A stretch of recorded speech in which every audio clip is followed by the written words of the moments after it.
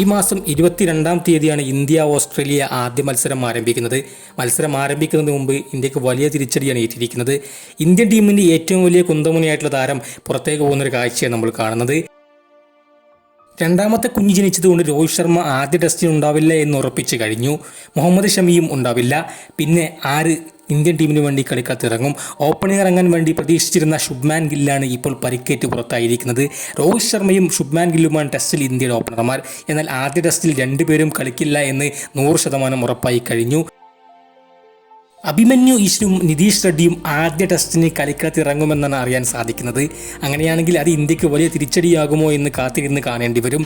കാരണം അഭിമന്യു ഈശ്വറിനെയും അതുപോലെ തന്നെ നിതീഷ് റെഡ്ഡിയും ഒക്കെ ഇന്ത്യക്ക് എത്രമാത്രം വിശ്വസിച്ച് കളിപ്പിക്കാൻ സാധിക്കുമെന്ന് കാത്തിരുന്ന് കാണാം. കാരണം ആദ്യ ടെസ്റ്റിൽ ഓസ്ട്രേലിയ വമ്പൻ ടീമുമായാണ് കളത്തിലിറങ്ങുന്നത്. അഭിമന്യു ഈശ്വരൻ, വിരാട് കോഹ്ലി, സർഫ്രാസ് ഖാൻ, അതുപോലെ തന്നെ നിതീഷ് റെഡ്ഡി, ഋഷഭ് പന്ത് അടക്കമുള്ള ബാറ്റിംഗ് നിരയാണ് ഇന്ത്യക്ക് വേണ്ടി ആദ്യ ടെസ്റ്റിൽ ഇറങ്ങാൻ പോകുന്നത്. എന്നാൽ ഓസ്ട്രേലിയയുടെ ലൈനപ്പ് കണ്ട് ഞെട്ടരുത്. Alex Carey, Travis Head, Usman Khawaja, ലബുഷാഗിനെ, സ്റ്റീവൻ സ്മിത്ത് അടക്കമുള്ള ഓസ്ട്രേലിയൻ ബാറ്റർമാർ എത്രമാത്രം ശക്തരാണെന്ന് നമുക്കറിയാം. എന്നാൽ രണ്ടാം ടെസ്റ്റിൽ ശുഭ്മാൻ ഗില്ലും രോഹിത് ശർമ്മയും തിരിച്ചു വരും. എന്നാൽ ന്യൂസിലാൻഡിനോട് സ്വന്തം മണ്ണിൽ 3-0 എന്ന സ്കോറിന് പരാജയപ്പെട്ട ടീം ഇന്ത്യക്ക് എത്രത്തോളം വലിയ ഭീഷണിയായിരിക്കും ഈ ഓസ്ട്രേലിയൻ സീരീസ് എന്ന കാര്യത്തിൽ യാതൊരു തർക്കവുമില്ല.